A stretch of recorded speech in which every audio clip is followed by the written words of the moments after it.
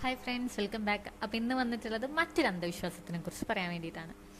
നമ്മളെല്ലാവരും പണ്ട് മുതലേ കേട്ടുകൊണ്ടിരിക്കുന്ന ഒരു കാര്യമാണ്, സന്ധ്യയ്ക്ക് ശേഷം വീടിൻ്റെ ഉള്ളിൽ നിന്നിട്ട് എന്ത് ചെയ്യാൻ വേണ്ടി പാടില്ല, നഖം വെട്ടാൻ വേണ്ടി പാടില്ല. അപ്പോൾ ഇതും എന്താണ്, കഴിഞ്ഞ വീഡിയോയിൽ പറഞ്ഞതുപോലെ തന്നെ നമ്മുടെ ജീവിത ശൈലി കൊണ്ട് വന്നിട്ടുള്ള ഒരു കാര്യമാണ്, അല്ലാതെ മറ്റൊന്നുമല്ല. അപ്പോൾ എന്താണ് കാര്യം നമുക്ക് നോക്കാം. ഈ പണ്ട് കാലങ്ങളിൽ നമുക്ക് ഇലക്ട്രിസിറ്റി ഉണ്ടായിരുന്നില്ല. മണ്ണെണ്ണ വിളക്കും അതുപോലെ തന്നെ മെഴുകുതിരിയൊക്കെയാണ് വെളിച്ചത്തിന് വേണ്ടിയിട്ട് നമ്മൾ ഓരോരുത്തരും യൂസ് ചെയ്തിട്ടുണ്ടായത്. അപ്പോൾ ആ ഒരു കുറഞ്ഞ വെളിച്ചത്തിൽ നമ്മൾ ഈ നഖം വെട്ടുന്ന ടൈമിൽ നഖം തെറിക്കാൻ, അതായത് എവിടെയെങ്കിലും തെറിച്ചു പോകാനുള്ള സാധ്യതയുണ്ട്. അപ്പോൾ ഈ ഒരു പണ്ട് കാലം എന്ന് പറയുമ്പോൾ നമുക്ക് ടേബിളോ കാര്യങ്ങളോ ഒന്നും തന്നെ ഇല്ലാത്തൊരു ടൈമാണ്. എല്ലാ ഫുഡും എല്ലാ കാര്യങ്ങളും നമ്മൾ താഴെ തന്നെ ആയിരുന്നു അല്ലേ വെച്ചിരുന്നത്. അടുപ്പാണെങ്കിൽ എല്ലാം താഴെ തന്നെ ആയിരുന്നു നമ്മൾ സൂക്ഷിച്ചു വെച്ചിരുന്നത്.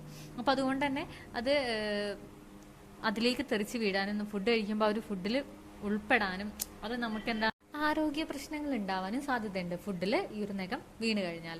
പിന്നത്തെ ഒരു കാര്യം എന്ന് പറയുന്നത്, സന്ധ്യയ്ക്ക് ശേഷം എന്ന് പറയുന്നത് പിന്നീട് രാത്രിയായി. അപ്പം നഖം വെട്ടുന്ന ടൈമിൽ അല്ലെങ്കിൽ നഖം മുറിക്കുന്ന ടൈമിൽ എന്താകും, നമ്മുടെ കൈ മുറിയാനും.